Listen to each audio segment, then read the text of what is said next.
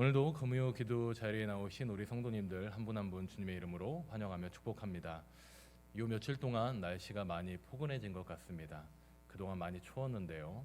이제는 따뜻한 날씨 속에 각자마다 포근하신 삶의 자리에 나아가시는 우리 성도님들 될 수 있기를 소망합니다. 오늘 말씀은 야곱이 하란 땅에 도착하는 모습에 대하여 기록하고 있습니다. 이때 1절 말씀을 보니 야곱이 길을 떠나 동방 사람의 땅에 이르러 라고 표현하고 있는데요. 이때 야곱이 길을 떠났다라는 이 표현이 사실은 굉장히 흥미로운 표현입니다. 우리 함께 1절을 다시 한번 읽어보도록 하겠습니다. 시작. 야곱이 길을 떠나 동방 사람의 땅에 이르러. 아멘. 원문을 보면 이때에 야곱이 길을 떠났다라는 표현에 길에 레겔이라는 히브리 단어와 떠나다라는 표현에 이 나사라는 단어가 쓰였습니다. 히브리 단어인 레겔은 발을 의미하는 단어이고요. 이 떠나다라고 쓰인 이 나사라는 단어는 들어올렸다, 끌어올렸다라는 뜻으로 쓰이는 단어입니다. 하여 해당 말씀을 이 원문의 내용을 중심으로 살펴볼 때 이것을 해석하면 야곱이 지금 길을 떠났다라는 표현은 야곱이 발을 힘껏 들어올렸다라고 해석할 수 있는 겁니다. 그렇기 때문에 1절의 내용을 해석하면 이와 같습니다. 야곱이 발을 힘껏 들어올려서 동방 사람의 땅에 이르렀다라고 해석할 수 있는 겁니다. 자, 그럼 여기서 우리는 한 가지 질문이 생겨나야 합니다. 야곱이 지금 어디에서 그 발걸음을 하란으로 옮긴 것인가라는 거죠. 우리가 읽은 말씀의 바로 앞의 내용은 우리에게 굉장히 익숙한 말씀입니다. 그것은 바로 야곱이 베델에서 하나님을 만난 사건에 대하여 기록하고 있기 때문입니다. 지금 야곱은 하나님을 만난 장소였던 이 베델이라는 지역에서 그 발걸음을 하란 땅으로 옮깁니다. 베델에서 하란까지의 거리는 오늘날의 기준으로 따져볼 때 약 110km 정도 되었다고 합니다. 그 먼 길을 야곱은 줄곧 걸어갔다는 거죠. 여러분, 그 발걸음이 어땠겠습니까? 신났을까요? 가벼웠을까요? 너무너무 힘들고 고되지 않았겠습니까? 분명 야곱은 베델이라는 곳에서 이미 하나님을 만났는데 여전히 힘들고 지친 삶을 살고 있는 겁니다. 하란까지 가는 그의 고된 발걸음이 쉴 수가 없었다는 거예요. 참 의미 있지 않습니까? 야곱이 하란으로 가는 고된 여행길에서 베델의 하나님을 만납니다. 넘어져 있는 자신을 소생시켜 주시는 하나님에 대하여 경험하게 됩니다. 그렇게 그는 자신이 베고 누웠었던 그 돌 뭉텅이를 베개로 삼아 누웠었던 그곳에 자신에게 가장 귀한 기름을 부어가며 하나님께 예배를 드리는 모습을 보여주었던 것이죠.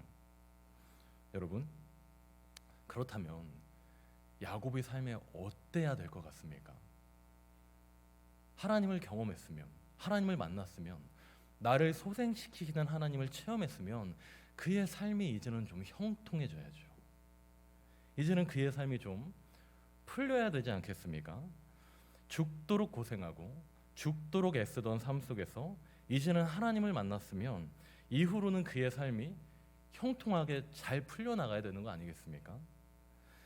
그러나 야곱은 하나님을 만난 이후에도 여전히 끊임없이 고통스러운 삶을 살아갑니다. 꾸준히 힘든 발걸음을 이어갔다는 거죠. 사랑하는 여러분, 때때로 우리는 이런 야곱의 모습을 우리의 삶 가운데서도 경험할 때가 있습니다.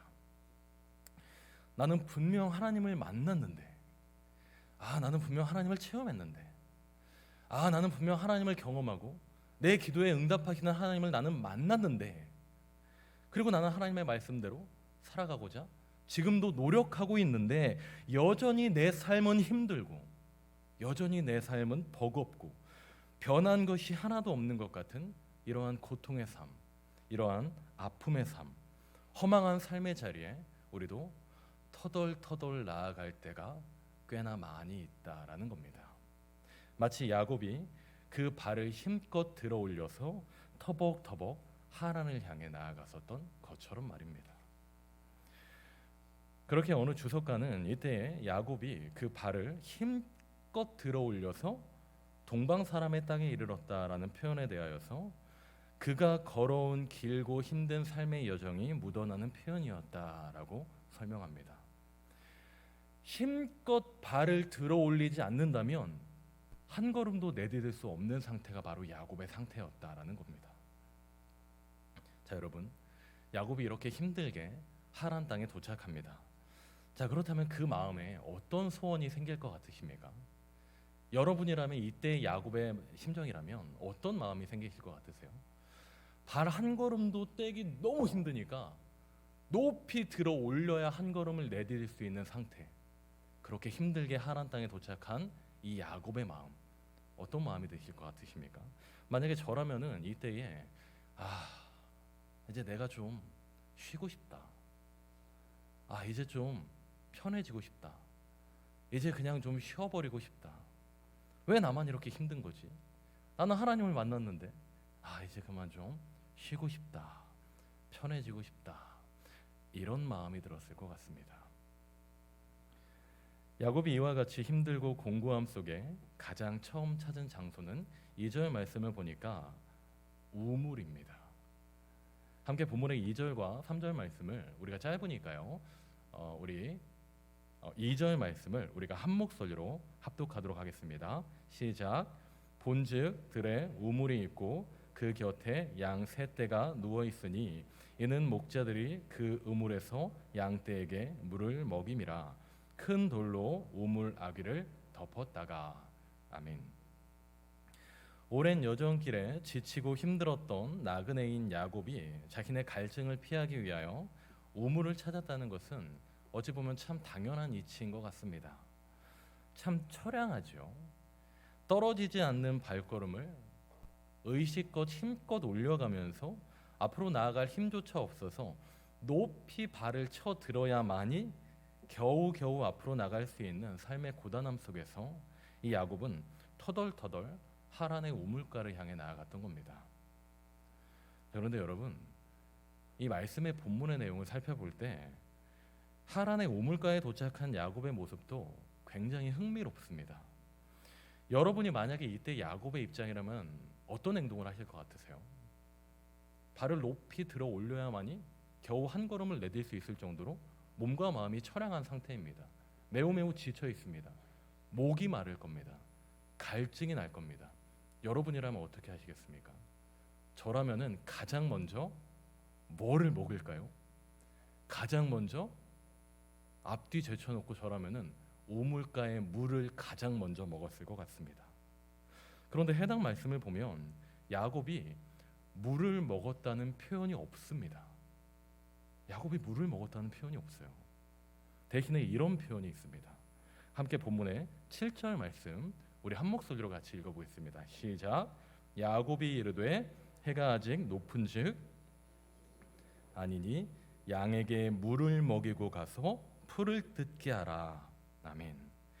야곱이 분명 힘들고 지쳤을 텐데 그 누구보다 목이 말랐을 텐데 내가 먼저 물을 먹기보다는 양떼에게 물을 먹이고자 했다라는 것을 우리는 말씀을 통해 바라볼 수 있습니다. 어느 주석가의 의견을 살펴보니까 이때까지 야곱은 단 한 차례도 이 양을 직접 몰거나 양에게 물을 먹여본 적이 없는 사람이었다고 합니다. 그저 어머니의 품 안에서 예쁨 받고 사랑받으면서 자라난 아들이 바로 야곱입니다. 들에서 사냥을 하면서 이 가족의 생활을 책임지기 위해 노력했었던 형인 에서와는 달리 그저 집 안에서 마치 이 온실 속의 화초처럼 이 예쁘게 유하게 자라났던 인물이 바로 이 야곱이라는 인물이었다는 거죠. 그렇게 그는 양에게 직접 물을 먹여본 적도 없고 한 번도 양을 제대로 쳐본 적이 없었던 인물이었다고 합니다. 그랬던 그가 하란 땅의 이름 모를 우물가에서 그 아귀의 돌을 굴려내며 양떼에게 물을 먹이는 목자의 모습으로 변하고 있음을 우리가 볼 수 있게 되는 겁니다. 여러분, 하란까지 이르는 고통스러웠던 그의 발걸음이 야곱을 철없는 아들의 모습에서 목자의 모습으로 변화하게 한 겁니다. 하나님께서 그에게 하란까지 묵묵히 걸어가게 하는 시련을 겪게 하시며 그가 양을 돌보는 마음을 가진 목자가 되도록 훈련시키셨다는 겁니다. 사랑하는 여러분, 우리를 향한 하나님의 뜻이 바로 여기에 있습니다. 우리 삶의 때때로 시련과 아픔이 다가오게 될 때 우리 신자들에게는 시련과 아픔이 단지 끝이 아니라 그 시련과 아픔을 통하여 성취되며 이루어질 수밖에 없는 선한 하나님의 뜻이 반드시 있다는 겁니다. 우리는 하나님께서 하나님의 사람에게 때때로 시련과 아픔을 주실 때 그 시련과 아픔 너머에 있는 가늠치 못할 하나님의 선한 뜻이 있다라는 것을 반드시 기억하는 삶을 살아가야 한다라는 거죠. 그렇기 때문에 하나님께서 이렇게 말씀하시는 겁니다. 내가 너와 함께 있다. 그러니 두려워하지 말라 말씀하시는 겁니다. 제가 인터넷을 하며 유튜브를 보면서 어느 한 목사님의 설교 말씀이 굉장히 은혜가 됐습니다. 한 보름 전에 들었던 말씀인데 아직까지도 상기가 됩니다. 그것이 무엇이냐면 얼마 전에도 말씀을 잠시 나누었는데 하나님께서 성경 말씀을 통해 우리에게 가장 많이 명령하시는 명령이 두려워하지 말라라는 명령이라는 겁니다. 두려워하지 말라. 그 두려워하지 말라를 가장 많이 수식하는 문장이 내가 너와 함께 있다. 때때로 우리의 삶 가운데 발을 높이 들어야 겨우 한 걸음을 내디딜 수 있는 것 같은 삶의 시련과 아픔의 때를 마주할 때가 있습니다. 그러나 바로 그러할 때 하나님은 우리에게 이렇게 말씀하십니다. 두려워하지 말라. 내가 너와 함께 할 것이다. 그 시련과 아픔 너머에 우리가 가늠치 못할 선한 뜻이 있으신 그 하나님의 선하심을 신뢰하시는 삶을 살아가시는 우리 성심의 온 성도님들의 삶이 될 수 있기를 소망합니다. 하나님께서는 야곱에게 모진 시련을 겪게 하시며 그가 하나님의 사람으로 철부지 어린 아들에서 양의 생명을 책임지는 목자가 될 수 있도록 그의 삶을 인도해 가시며 그의 모습을 다듬어 가셨습니다.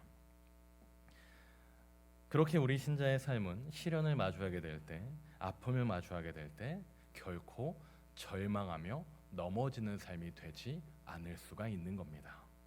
왜냐하니 말씀을 통하여 우리가 기억할 수 있는 것, 말씀을 통하여 우리가 상기할 수 있는 것, 다시금 말씀을 통하여 우리 안에 힘으로 누릴 수 있는 위로가 되는 것, 그것은 바로 하나님께서 우리의 신자의 삶에 때때로 마주하게 되는 시련과 아픔을 반드시 극복하고 이겨낼 수 있게 하셔서 하나님이 주시는 선한 열매의 삶을 바라볼 수밖에 없게 하실 것이기 때문인 것입니다. 말씀을 마무리하며 하나님을 아는 지식이라는 책의 저자인 이 제임스 파커라는 신학자는 신자가 겪는 시련에 대하여서 이와 같이 정리합니다. 마지막으로 좀 길지만 우리가 한 목소리로 같이 합독해 보도록 하겠습니다. 시작. 이처럼 하나님은 시련을 통하여 우리의 성품을 굳게 세워 나아가시고 믿음을 강하게 하시며 우리로 다른 사람을 돕도록 준비시키신다. 이렇게 하나님은 우리가 연약한 가운데 온전해지도록 하심으로 우리 삶에서 영광을 받으신다. 아멘. 사랑하는 여러분, 이 제임스 파커가 쓴 이 하나님을 아는 지식이라는 책은 저희가 신대원 다닐 때 1학년 때 필독 도서로 구분되는 책 중에 하나입니다.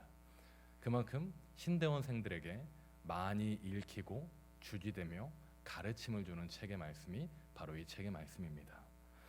패커는 시련을 통해 하나님께서 우리의 성품과 믿음이 강해지게 하시고 우리로 하여금 다른 사람, 다른 마음이 약하고 넘어진 사람들, 지치고 힘든 이들을 돕도록 준비하는 이가 되게 세워가신다라고 기록합니다.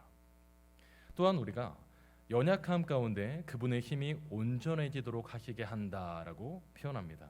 여러분, 이것이 무엇을 의미하는 것일까요?